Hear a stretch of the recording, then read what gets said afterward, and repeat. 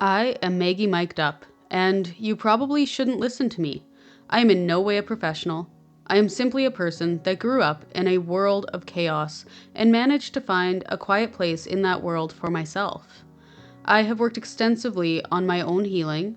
I've burned the bridges that reliably allowed bringers of chaos into my life, and I have replaced them with bridges that allow me to advance in the quiet I covet. This may be relatable for those of you that also grew up with the flames of chaos engulfing your environment, and may help you form your own path to peace. Get to know me as I share my perspective on various life struggles and how I found myself peace in paradise. Welcome back to Peace in Paradise. I'm your host, Maggie. Today we have a letter from a parent that is concerned for the well-being of their children. I've changed names, some details, and omitted certain information. I want to ensure I don't shy away from the truly difficult struggles that people face in life. Everyone deserves to find their own path to peace. If anything I share leads even one person toward peace, that's enough for me. Without further ado, here's a story about a parent's trauma. I'll tell you a bit about myself first. I'm a single mom with 5 kids. My oldest daughter, I placed her with her grandma. She thrives in a quieter, more stable environment. So that leaves me with 4. 3 are naturally mine. My youngest, who is 2 years old, is not naturally mine. He was born addicted to heroin. He spent the first 4 months of his life in the hospital. He had surgery, COVID twice. I was there with him every day. Now let's move to March 2023. I decided to make a change and move everyone to Edmonton to be closer to my family. Everyone asked me why I left Calgary. Everyone that actually loves me and cares for my family and I has died. Well, moving was a huge mistake. After that, I was so stressed I got into a car accident. The kids were okay. And then I got into a fight because I tried to help a teenager and the parents were crazy. I kicked all 3 of their butts. So what I did was put my kids in the kids' cottage. I slept in my car by the cottage so I could be there if there was an emergency.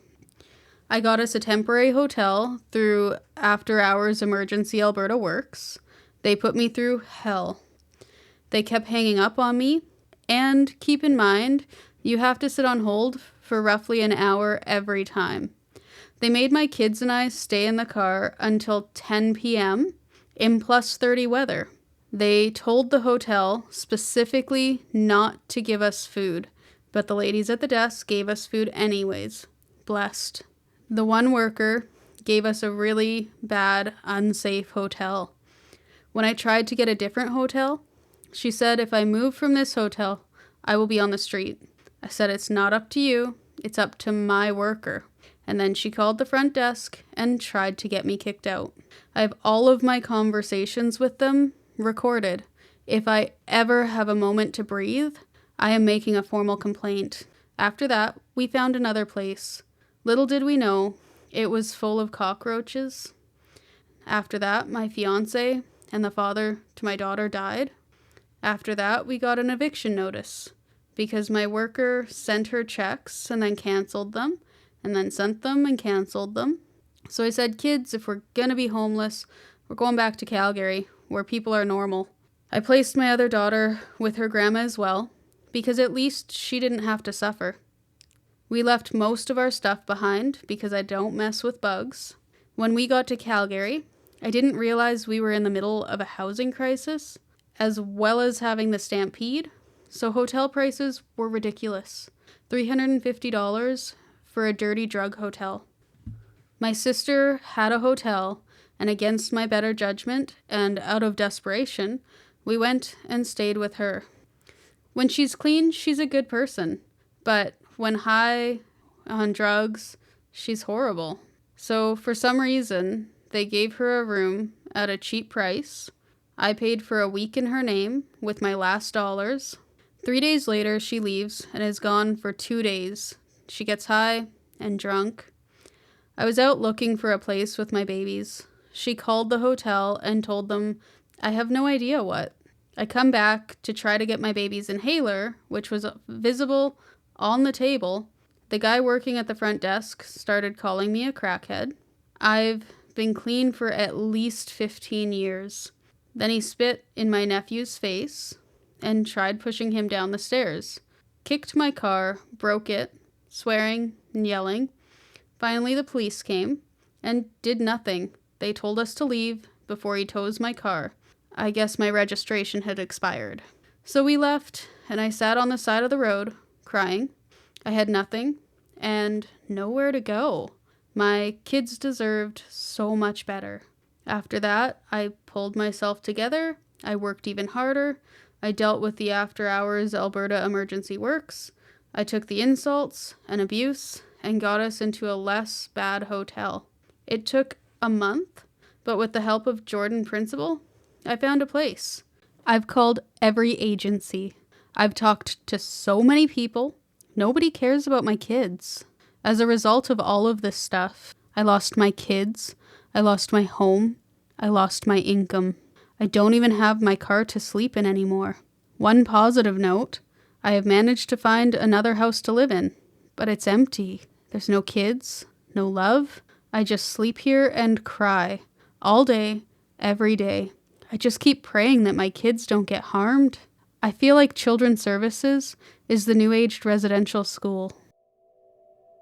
So I'd like to make it known that due to the fact that there is system involvement, I have changed and omitted a lot of information. I will provide feedback on the information removed, as well as share supports and contacts that will hopefully be able to receive the information in a capacity to help and invoke change for this family. Every person involved in this situation deserves my respect, your respect as listeners, and the respect of every single person involved in their specific case. As a final disclaimer, I am not a parent, and though I come from a background of trauma, including the intergenerational trauma related to being Ukrainian, Scottish, and Irish, as well as coming from a line of alcoholics and abusers, I am a white woman. I will never pretend I can relate to the dynamics I have never been in. I have been involved in the system as a child, and I grew up to work with people that had system involvement. I do share a unique perspective as someone that has been on both sides in various capacities. With all of that in mind, from a system point of view, they have a specific set of requirements that they provide to you in terms of what steps you need to take, what requirements you need to meet to be reunited with your family. I will refer to these as the hoops to jump through. These likely include things such as parenting courses that you'll be required to take. They may include a rehabilitation program. Even if you're sober, if anyone has questioned this, they may add this as a requirement. Meeting with a family worker, accepting phone calls, Zoom calls as your visits, followed by supervised visits, scheduled unsupervised visits, extending in length to potential overnight stays, and eventually a trial and extended return of your children if everything goes well to this point. The evidence you listed in the unmentioned portion of this letter is evidence you need to send to your local MLA if you believe it shows that the removal of your children was done without cause. In the description, I have provided the list of current MLA contacts. Send the evidence you've collected to the representative for the constituency location in which you reside.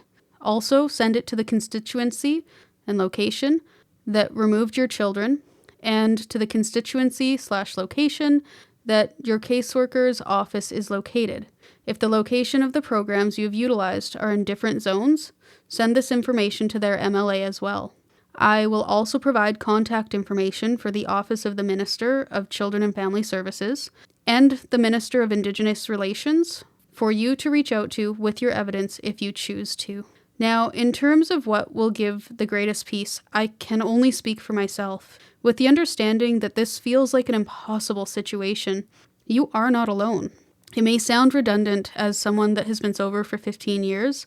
However, you still have family that face addiction. You may find comfort in Al-Anon groups. I have provided a link in the description that has meeting schedules. I recommend looking up groups near you and choose one that works with your schedule and location. Attend it with an open mind. Understand that everything you have gone through is exceptional, and you deserve a community that in some ways is able to relate. Attend the meeting you choose without fail. There are multiple reasons for this. The group may be something you find helpful, but the other reason is that going consistently will show you are trying. It will show you are able to consistently show up to something to help yourself. However your visits are scheduled, in person, on the phone, supervised, unsupervised, attend them without fail. If you get a phone call to confirm the visit, accept the phone call without fail. Show that you are jumping through the hoops put in front of you. If you feel like crying the whole day, from the time you wake up to the time of your visit, go into your visits with the best attitude you can. Be excited about what your kids are doing, in school and outside of school. I know you miss your kids. Your kids miss you too.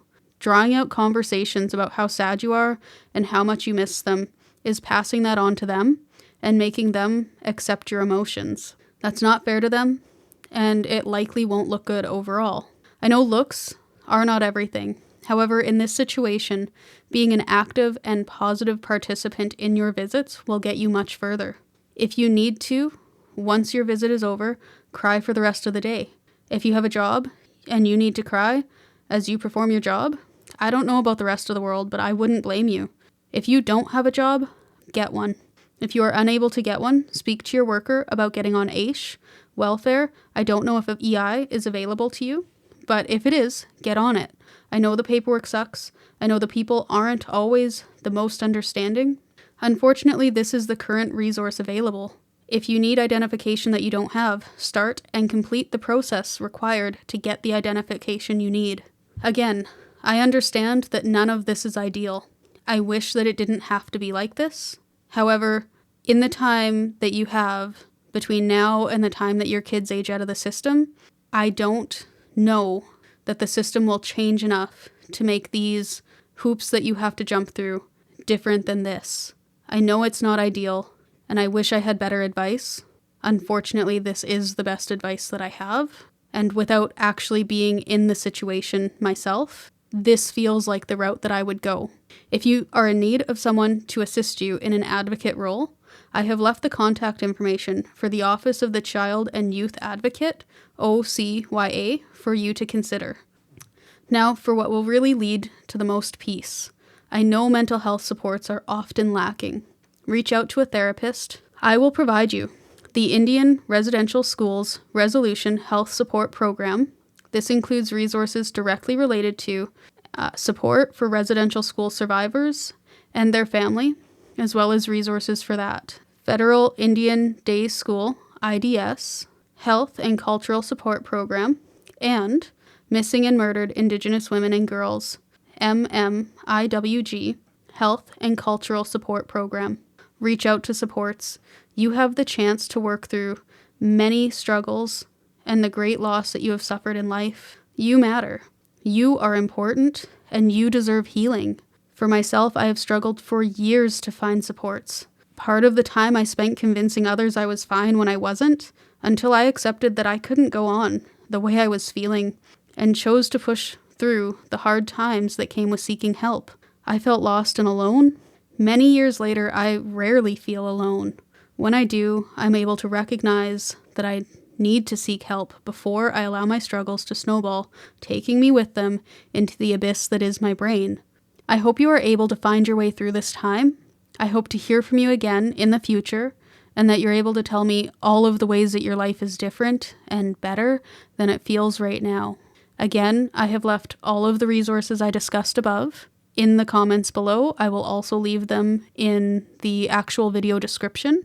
The evidence that you have, the information that you have, I can't do a whole lot with, unfortunately. However, there are checks and balances within the contacts below that should be able to do something.